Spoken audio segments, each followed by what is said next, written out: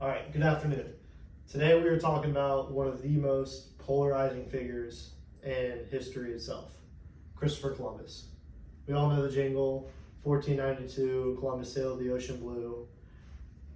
It's a very catchy rhythm, but I think there's more to the story as well with Columbus. His early life, Columbus was born in Genoa, Italy, and he was born into a family of wool weavers.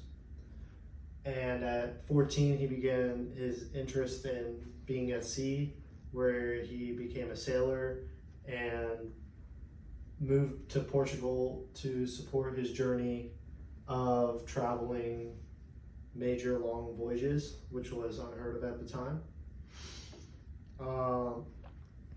He was not the first to have this theory, though, where this voyage he wanted to travel and find a trade route to India. He had to go ask Archduke Franz Ferdinand, Queen Isabella, and the King and Queen of Spain for approval before securing the funding needed for this voyage. The idea actually dates back to Roman times, and it set sail from Palos, Spain, with the Nina, the Pinta, and the Santa Maria. All right. And you can tell which ones the Nina and the Pinta are because they have triangular sails on the two ships.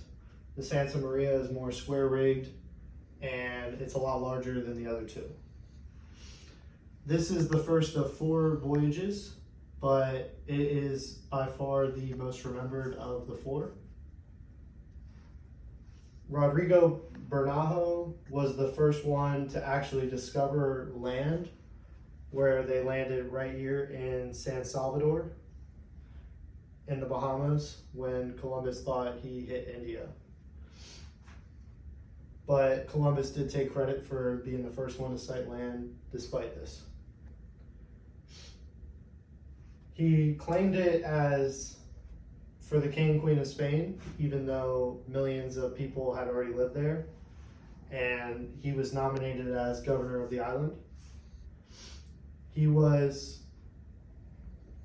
he went on a huge theft and murder spree, bringing back new things to the King and Queen, such as fruit, tobacco, the indigenous people themselves, and unheard of things such as the hammock. He did this because the King and Queen had an agreement before he set sail on this journey to get 10% of all profits. When he returned to the Hispaniola, that's right here, they led a revolt against them where Columbus was arrested, returned to Spain, and stripped the titles. And in February 1504, a desperate Columbus was stranded in Jamaica, abandoned by half his crew, denied food by the islanders.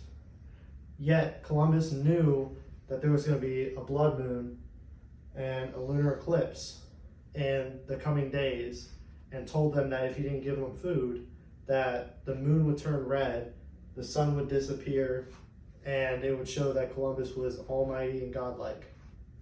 Well, sure enough, 3 days later, just as Columbus already knew, the moon went away, or the sun went away, and the lunar eclipse happened, where he tricked millions of people who were already starving and only had enough crops for themselves to give them the food because of a simple trick or prank nowadays.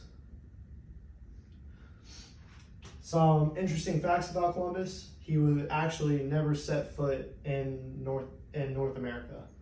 He only set foot right in this little area, the Caribbean Bahamas. He was not the first to discover North America, as many people, some know, that Leif Erikson in 1000 AD discovered America and landed right up here. He was a Norse Viking. Another thing to know is the Santa Maria is not the actual name of Columbus's ship. It was really La Gallega, named after the province of Galicia, where it was constructed That was the port it was constructed. He knew 4 languages, not just Italian. He also knew Spanish, Latin, and Portuguese. He was also a very religious man. Although he tricked people into believing that he was God, and even though they only made crops for a certain amount of people, and a lot of them starved to death, he proclaimed himself as a holy man and quoted the Bible on daily occasions, which I thought was really ironic.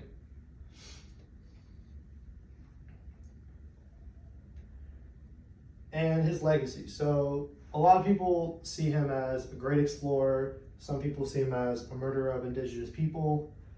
He is, like I said, a very polarizing figure who many people have mixed opinions about. So I'll just leave you all with this. What is your opinion on Christopher Columbus?